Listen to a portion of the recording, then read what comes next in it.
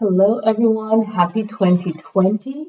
This reading is for Rooster. Finally, Rooster, yay. I was looking at your image on one of my research for your reading, and I really love how the rooster looks, all the different colors of the feathers, really pretty. So let's talk about the 4-year. The 4-year is vibing on the sound of the number in the Chinese zodiac tradition, or in the language, the Chinese language. It sounds like death. So there's a numerology meaning, but also the sound, the frequency, the association of the number. So the number sounds like death. So it's considered an unlucky number, not good. Also, with that being said, the 4-year represents conflicts and war and any kind of negative uh, thing to it where people are not agreeing or fighting for what they feel is right for them. So 4 is about vision. Now you think about the vision of yourself and the vision for the world.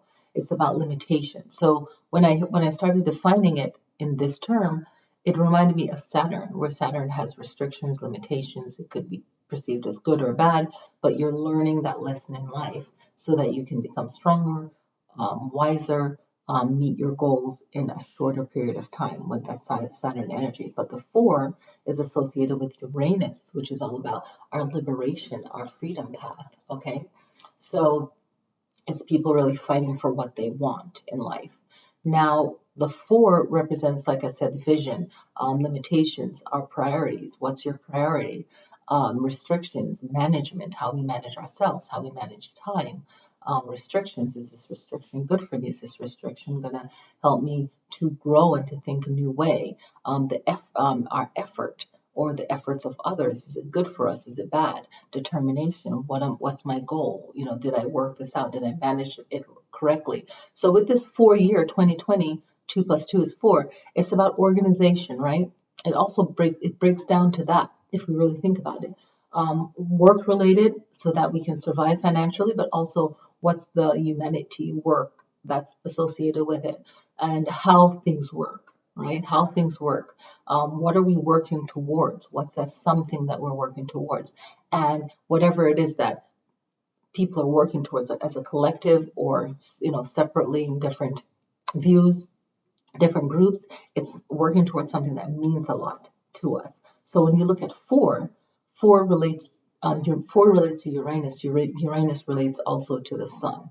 Okay, so we'll get to that later. But when we're thinking of Uranus, we're thinking of the sun, and Uranus is the being, like us, our being, our mind, body, and spirit, and how we function, how we relate to the structure and the physical structure of this earth, the physical structure of our reality, the organization of our physical existence. Okay, so 4 relating to Uranus is the aspects of our lives, okay, and how they might be limiting to us, and how we are fighting to free ourselves from limitations, okay, and how we can also use our power to give us more liberation. So there's a lot of tension in that change, in that revolution. Uranus is the higher octave of Mercury. We know Mercury is all about communication, but in this higher octave, it's about the person's development, their growth, and their characters, the way that they are, okay, their means of communicating. How are they communicating? All right. Will it allow us to grow? Okay. And then we're thinking about the sun. The sun represents ourself, the self identity, right?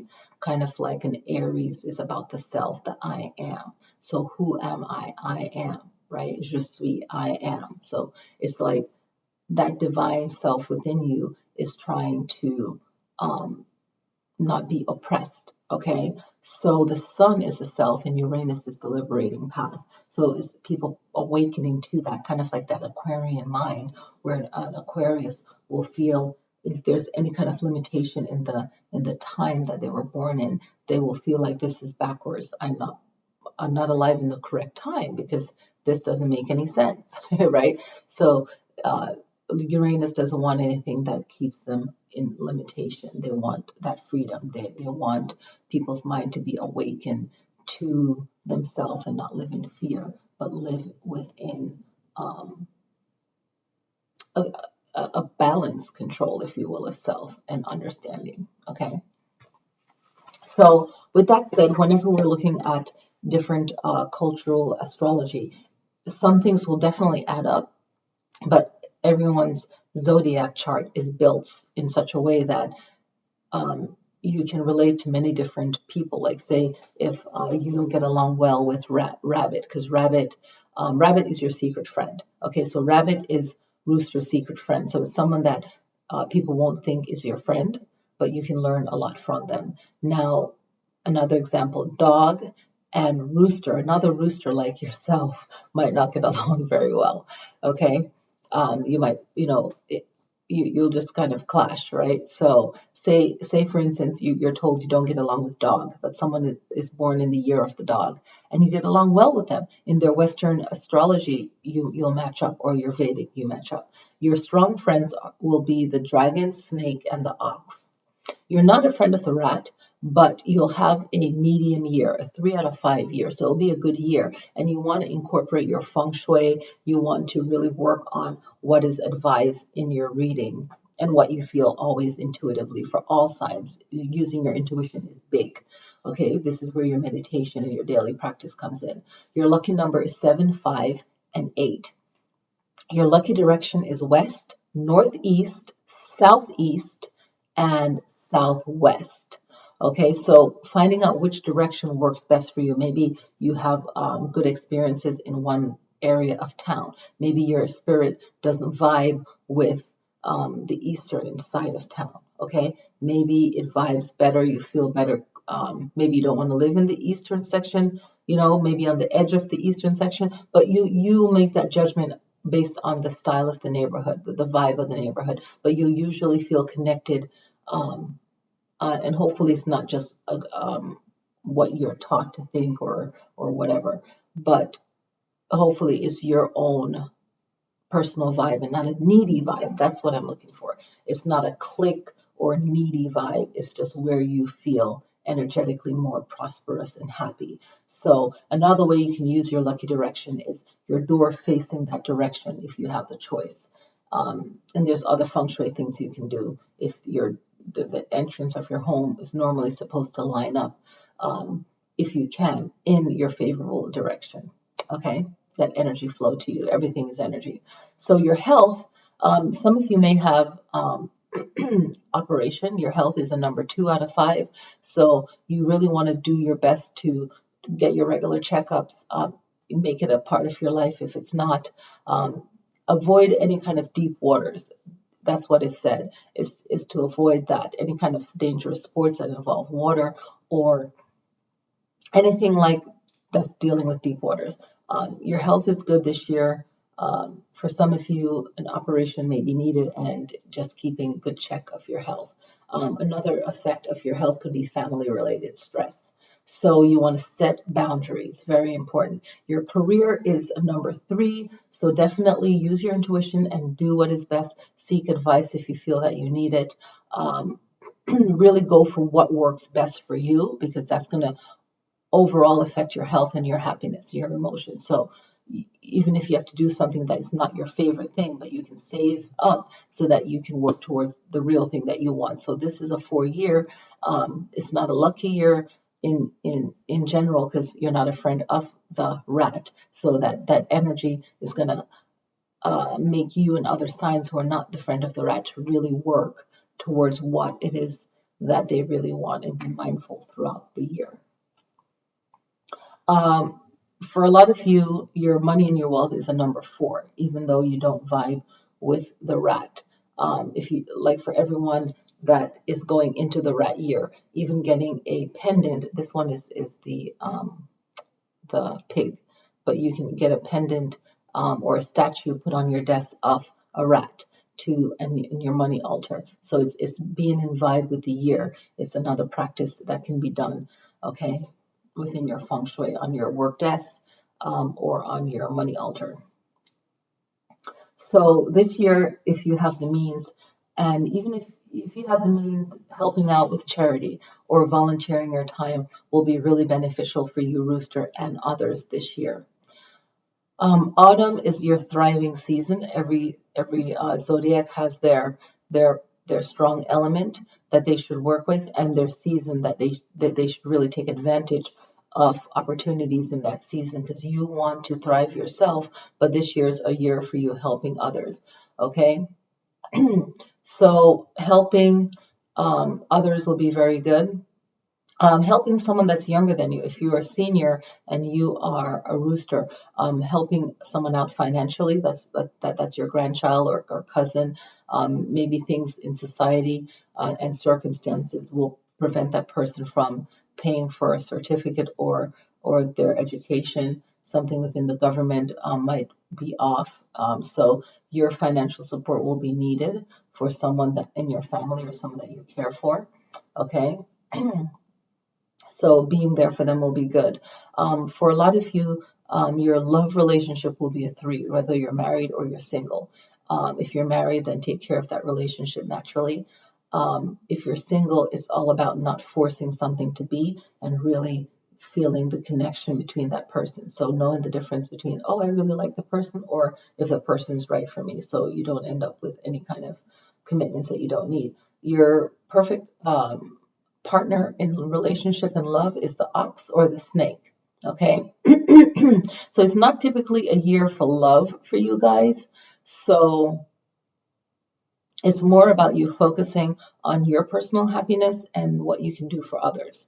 Your feng shui is a crystal tree. So your crystals is aquamarine or turquoise. If those two does not vibe with you, and you find another crystal that vibes with you, then using a money tree will be good on your altar this year. These stones is all about the frequency of happiness. So once you're happy, you can thrive no matter what. So it's all about feeling good this year. The first quarter of the year, the months are divided into 3 months. And it doesn't go along with the Gregorian calendar necessarily, because the new year goes by the first new moon of that after the winter solstice. Okay, so the new moon is on January 25th, recognized in the Chinese culture as a new moon on the 25th based on time zone. In the States, in the West Coast, in the States, it's the 24th of January. So really get your calendar and see your time zone and when the high peak of that moon is, and you really want to be in a meditative state or just a focus state, okay, a couple minutes before the high peak. If you have any questions about that, definitely leave a comment, or yeah, and I can make a video on that, but most of my meditation videos already cover that in my post. So, but if you need any more clarification, definitely let me know. So the first quarter is about money and working and partying. So the first quarter of the year is really good. So take advantage of that.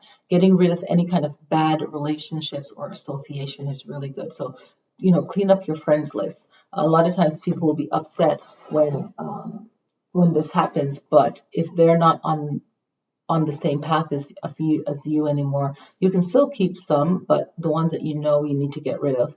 Some of them might be wasting your time or not allowing you to keep your focus. And that's really important. Okay. You want to be happy. Okay. So this year, even if you want a partner, you have to wait around for the planetary alignment, which is the right person at the right time coming into your life, because they might not be ready for you and it might not be a good person. So if you're single, know that you want a partner, that's great, but putting your focus into making it happen is only going to give you garbage.